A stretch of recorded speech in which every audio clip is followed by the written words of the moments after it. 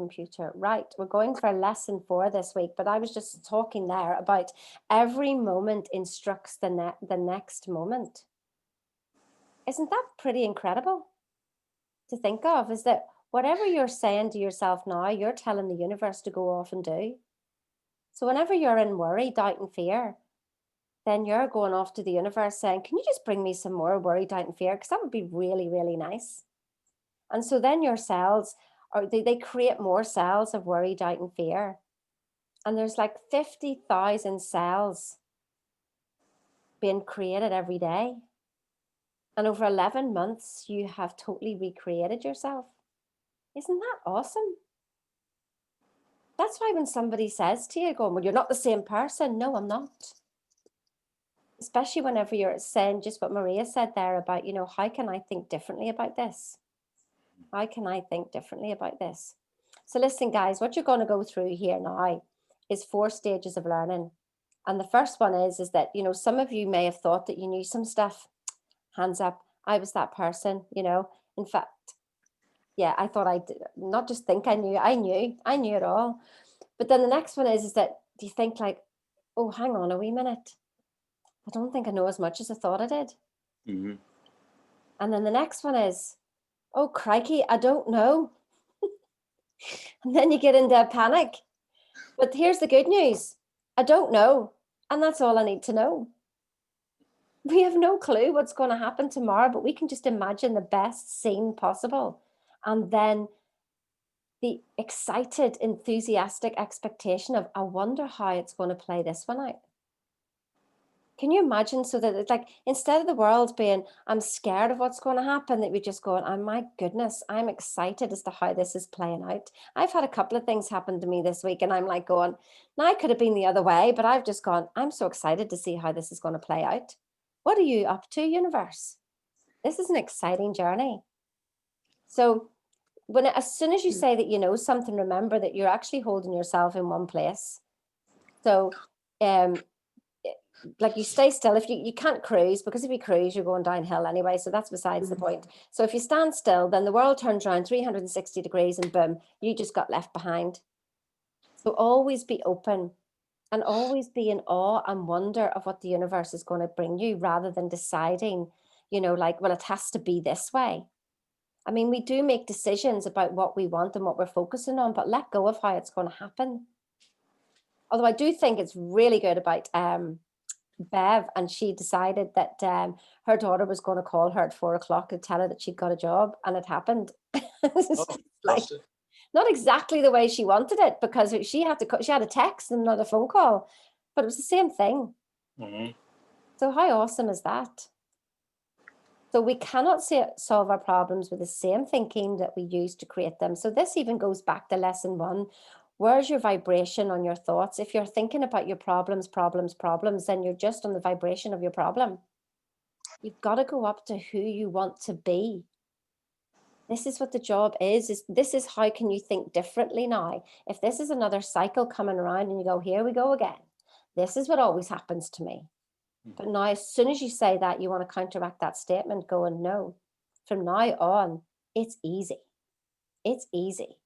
Things are getting better and better every day. So we also know about our paradigms, yeah? So look at the different areas in your life where these are affecting you. The biggest one here is perception. So don't forget this, the strength of how you see things, how you view things is going to affect everything that happens. So if you see something as a problem, then it's a problem. If you see something as wrong, then it's wrong. If you see something that's difficult, it's difficult. If you think you need to have pain to grow, you'll have pain to grow. I want you all to grow through wisdom rather than through pain, because we've all grown through pain before. Blind faith just runs out as soon as you hit an obstacle. I want you to grow through wisdom, and that's what this program will bring to you. So as you're going through your little journey, I use this for companies whenever we're talking about engagement and employee engagement. So this is you at the beginning, and this is how you've been living your life. La di da di da. I've got no problems. Well, I know they're there, but sure, they're okay. They're sitting there not doing anything really. They're not holding me back in any shape or form. La di da di da. Let me get on with the front end and make it all work. When really you've had some things that have been digging a hole in your boat and kicking, literally taking the ground from under you, and you didn't even notice. So this is the things that we want to get at here, but we got to clear these first of all, and then we'll get to the ones that really, really matter as you're going on this journey. And sometimes you don't realize the weight of something you've been carrying until you feel the weight of its release.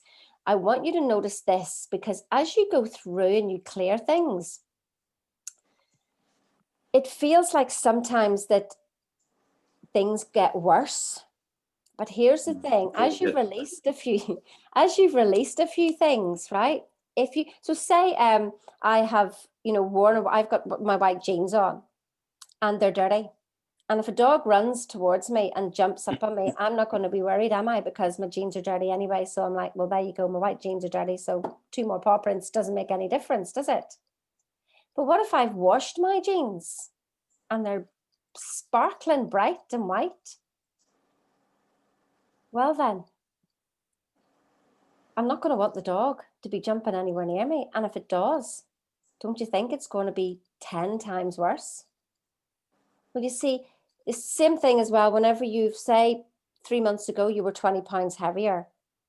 And today you're like going, oh my goodness, it just feels about the same. I just feel the same person. But then if I gave you 20 pounds of potatoes and said, there you go, hold that, you'd go, flipping heck, that's heavy. You see what I'm trying to say here is that as you clear things and you start to feel better, if your paradigm pulls you down again, you'll think you've gone worse. You haven't. We're dragged back down to the original pattern. It just feels 10 times worse. And you think, I know this stuff. But you don't know. Remember that. It's about letting it go. We don't know. And even in the Bible, doesn't it say it will be done unto you? So rather than thinking and using your will to force things through, use your will to hold on to your imagination, which is what you're going to learn in lesson 5. And I recommend if anybody's got to lesson 5, that you listen to Magic in Your Mind at the same time and spend potentially 2 weeks on that lesson. Because if you can get your perception right and your will strong enough, then you can change things a lot faster. So why is it so difficult to change paradigm? Let's have a look at the biology side of it. Is that whenever it takes 3 days for a neuron to connect to a new neuron. Now, that's for the new stuff to happen. So imagine what's been happening all these other times when you've had, the way you'll just get one thought and phew, you're away down the hill with a whole solution to something that you made it up in your head because that was the thought pattern that you had going on. And all those neurons are so well linked together. It's so easy for you to think that way. Easy. It's like the path that the sheep have, walked. That's easy to go that way than to go and cut yourself a new path. But this is what you're doing. So it takes 3 days for a neuron to connect to a neuron. So why would you do something for 3 days and think that you're going to get a result that lasts a lifetime? When people do these, like even the paradigm shift that Bob does, it's brilliant for us because we're studying, the same stuff over a longer period of time. And that's what's going to change them. But people do the paradigm shift and think that they've got a result.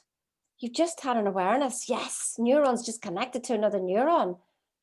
But a week later, are you still doing the stuff? Chances are probably not. You never go back and look at your notes. How many people do?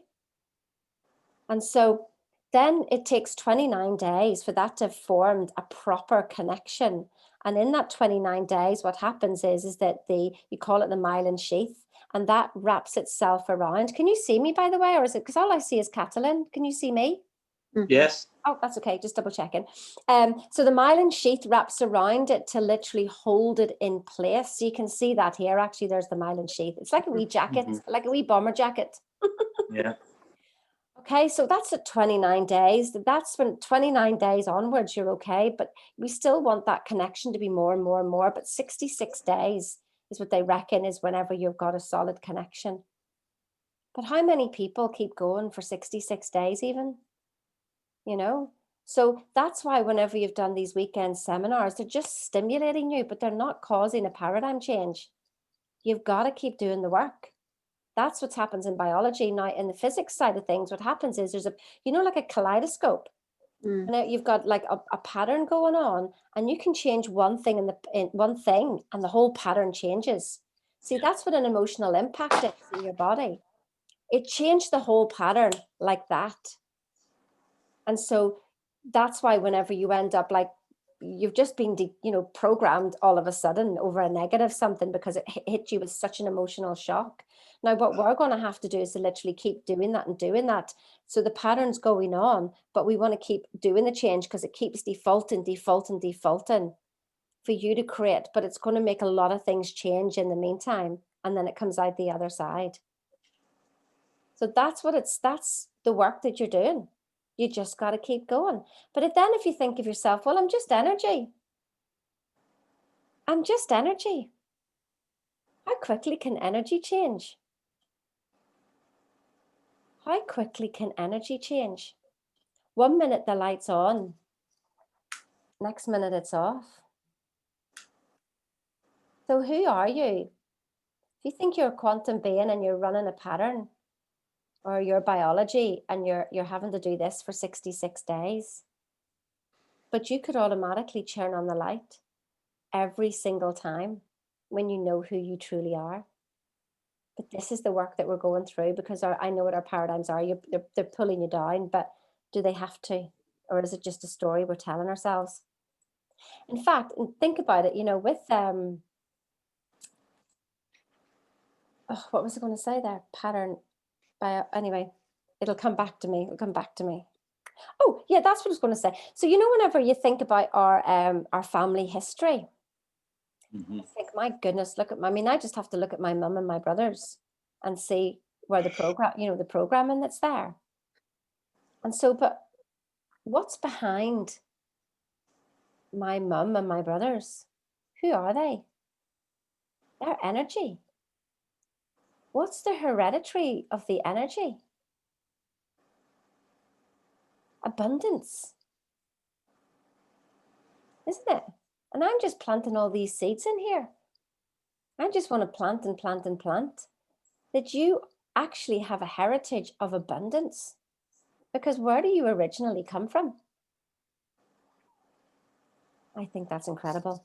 I just blow my own mind every time I think about that. But there you go. So think about your inheritance that way, instead of thinking about what you've got to change and what you've got to fix inside yourself. Think, I am actually abundance. My daddy is the richest man in the world. Imagine if you thought that. Imagine the change you could affect then. We think in secret and it comes to pass. Environment is but our looking glass. There's nothing you can think. You cannot outwit your subconscious.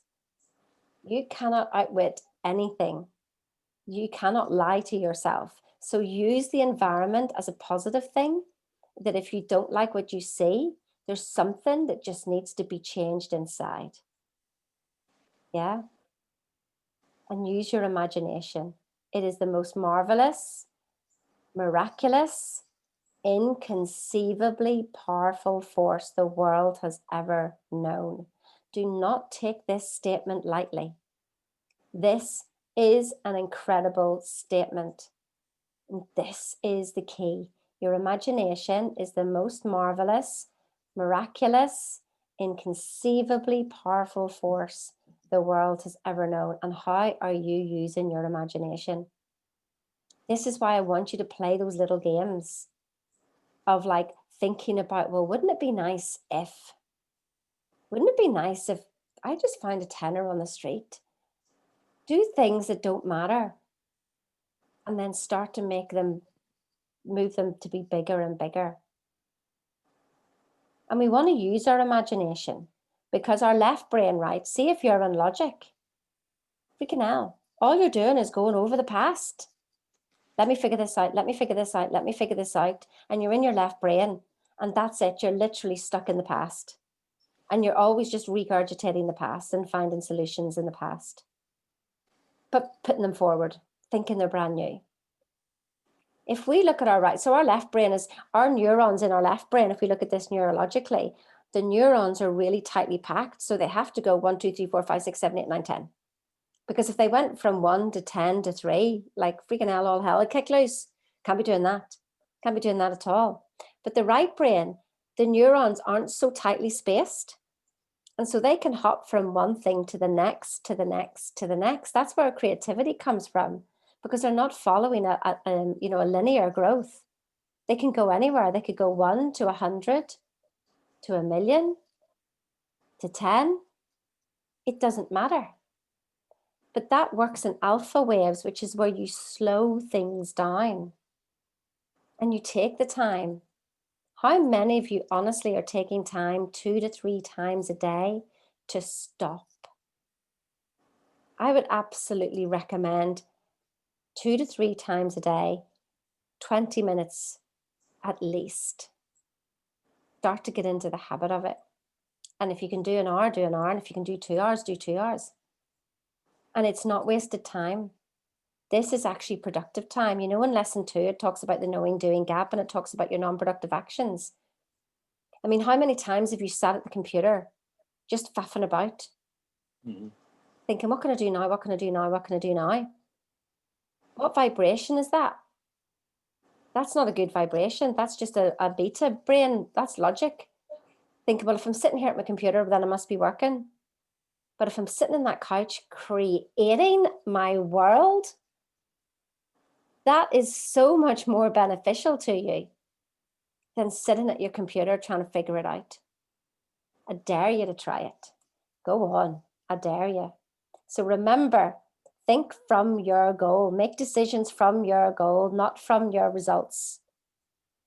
So seek ye first the kingdom of God is basically seek ye first that your energy, your vibration actually is the goal of all goals. Everything else is secondary.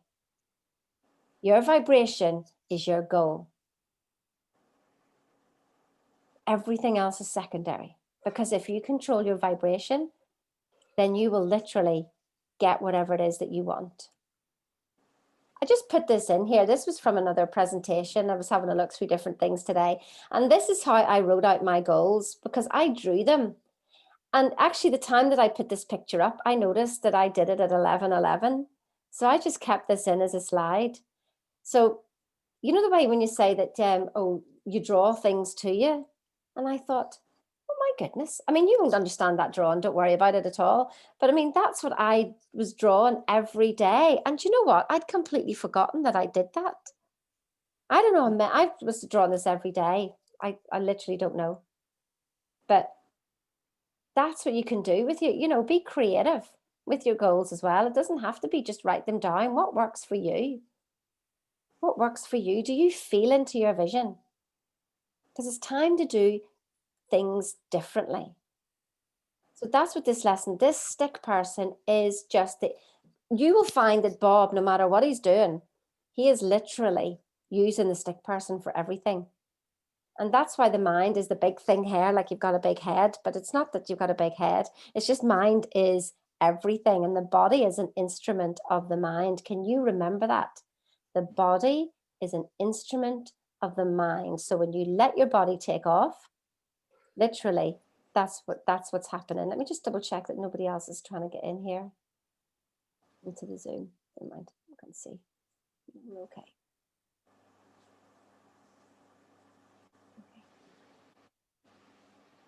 Oops. Right. So we split it into conscious mind and subconscious mind. Your conscious mind is there for decision making, not for figuring it out.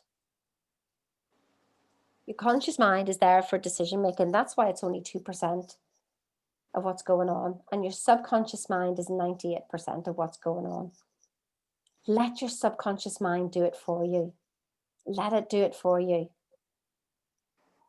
So all we've got, yes, we've got the paradigms, we've got all the doubts, we've got all the insecurities going round in our conscious mind over and over and over and over again.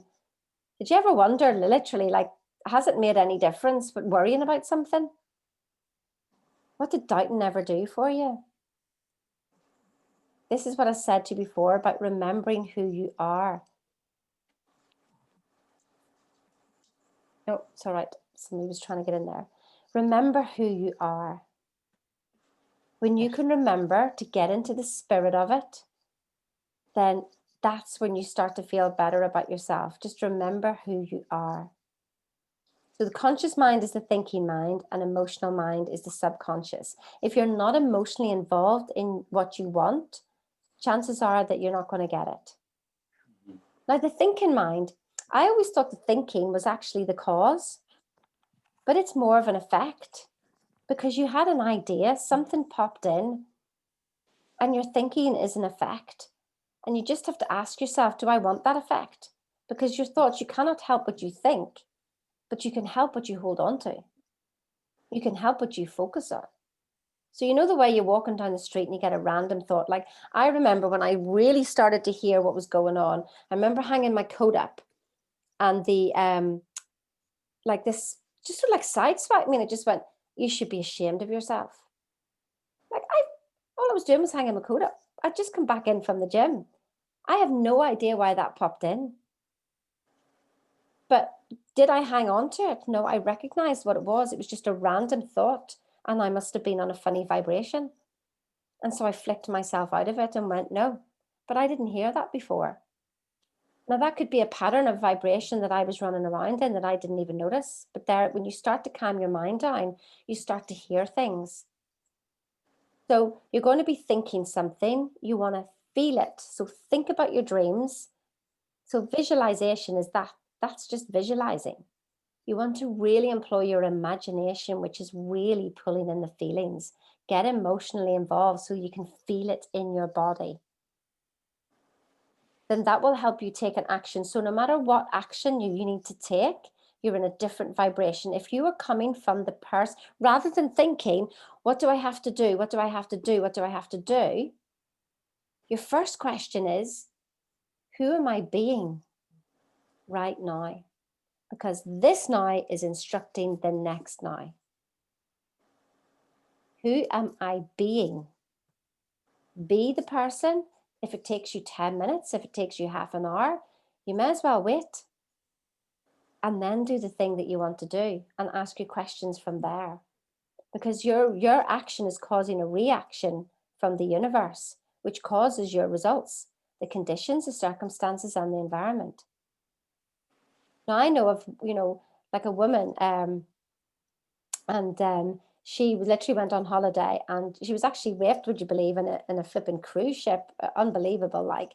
But that, but what that woman was doing to herself on a constant basis was beating herself up on a constant basis, that she wasn't good enough. I mean, because I'd known her for the past year, and we'd become friends, and I saw how the relationship was at home, how she spoke to herself when she wasn't thinking, she'd call herself an idiot so many times when I would just be sitting there. But she could never see. It's not up to me to keep walking around pointing things out to people.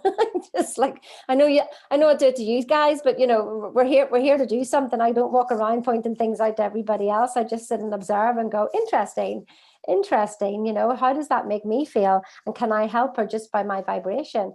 And so whenever she actually was raped, it was just, I sat her down and I said, what's the conversation in your head? What is the conversation in your head? What is going on inside of you? And she goes, well, I didn't want that to happen. No, you didn't. But what was the conversation going on in your head about who you were, about your body, about how actually she was totally and utterly disgusted at herself? And so she brought about a situation that made her feel disgusted about herself. Do you see it? And so it's really taking the mirror, not to beat ourselves up, but to go, I don't want that anymore. This is what I want, a new thought. And that's what we want to do, because otherwise we just go round and round and round and round in circles, don't we? Yeah. And just like Maria saw there, was just like something was going to happen. And she's going, right, oh, here we go again. I mean, I did it with my daughter. Boyfriend after boyfriend after boyfriend. It's like, jeez. Can you not see the circle yourself? I have a close friend and she's starting, I'm just like dropping little things into the conversation whenever we're riding. And eventually she says, well, Sheena would say that I'm attracting everything. And I'm like, oh, finally you heard something. Because she's just, I would say I've known her for about 2 years, and 10 boyfriends later, same pattern. Same pattern. And it's still not her fault. Mm-hmm. Who's the common denominator of all your problems? Who's the common denominator of all the relationships? It's you. So it can't surely be the 10 men. Like, who can be that unlucky? And those 10 men are all absolutely awesome, wonderful men. It's just whenever you have 2 vibrations that didn't match, causes behavior that's potentially out of character for some people because they hit another vibration. It's really funny to watch. Everybody's in their own paradigms and can only see in their own paradigms. But users now through TIR are starting to see outside your paradigms. You may not be able to understand somebody's paradigms, but you can see they're in a box. You can see that well, look at the programming going on there. It doesn't agree with my programming. It doesn't make them wrong. It just, their programming and my programming are like, we're not on the same wavelength at all. And so what we want to do is train our senses. This is why we do the visualization and the imagination, is we're training our senses to not pick up on the current results. We're training them to go out, and because they're the antennae. They're out there bringing things into us. Oh, you want more of that? You want more doubt and worry? Oh, let's have some more doubt and worry. I've gone out and found it for you. I'm bringing it here to you. So we're training our senses to be up here in our goal and to go searching for that. That's what so whenever we think of a situation, we would think literally, what will I see? When my goal's achieved, what am I seeing? Oh my goodness, my clock just says there 2020. How good's that? What will you see? 2020 vision. So what will you hear? What are the smells going to be like? What are you going to be tasting? And what are you going to be touching? What's it going to feel like? You see, I don't know about you, but what I just did there in that short period of time was the vision that I hold, my new C-type goal. And I went through each of them. And I know exactly what it is. So I'm training my antennae to pick up that at all times. So this is the new model, exactly what Maria did. See, you were on the ball, Maria. You were at lesson 4 before you've even got there. You went, how can I think differently? And it's a new mind model. What do I want? I've got to think something different to affect a different reaction. And you see, where the learning is? The learning is in this bit here, looking at the results and going, oh, right. Was that what I wanted? And if it's yes, then continue doing the same thing. If you didn't quite get it right, then you think, oh, I need to tweak it. What can I tweak to see a different result? If you look at the result and you didn't like it, tweak it again. Don't think, oh, it didn't work. No, you're just tweaking like an inventor. You're an inventor. Like if an inventor fails 999 times but succeeds the once, he's an inventor. That's what you're doing. You're inventing yourself, inventing a life you're creating. So you use it for decision.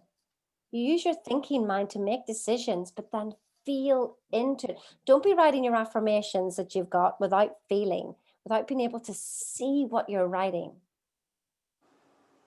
See it, feel it, and write it and enjoy it. It's better to write it 10 times than I know Bob says write it 100 times, but I wrote it out 100 times. That's just mechanical action.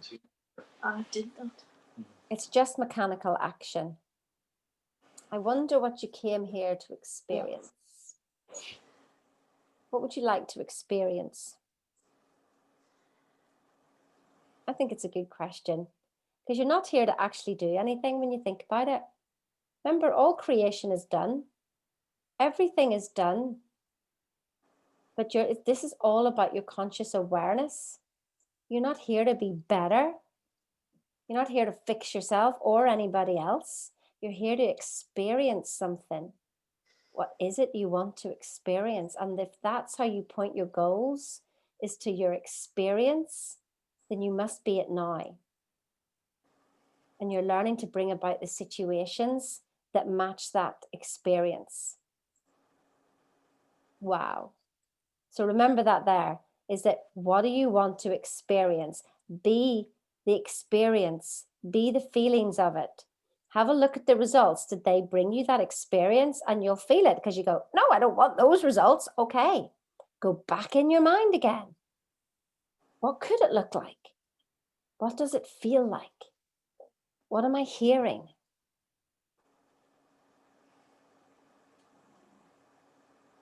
Otherwise, you certainly didn't come to do this, did you? How do you think that's going to expand the universe? Same old thinking. Maria, you know what? I'll send you these slides because I know that you're going to share this with your team. You can have them all. You can have them all. I'll give them to you, whatever you want. If anybody, if anybody wants to share these slides with a group, just ask me. I'll give you them. I've just pinched them off somebody else as well anyway. We're all, I put them, obviously I put them all together, but I didn't make up the picture. I didn't put the coffee frame down. I didn't put the little napkin down and do all that. But so I can give you, if you want to share this material and you want to present to a team, I'll give you this. Just ask me. You can have it all. We've done this. We think in secret and it comes to pass. Environment is but our looking glass. So this is what's behind me. I thought instead of pointing you out to that one again. So again, using the stick figure, you can carry on taking pictures, Maria. I'm only kidding. You can carry on taking the pictures. It's all right. You know what? I'm so tired. I won't remember all of this. Right. Okay. And it'll be recorded, and it's all recorded anyway, so you can watch it again.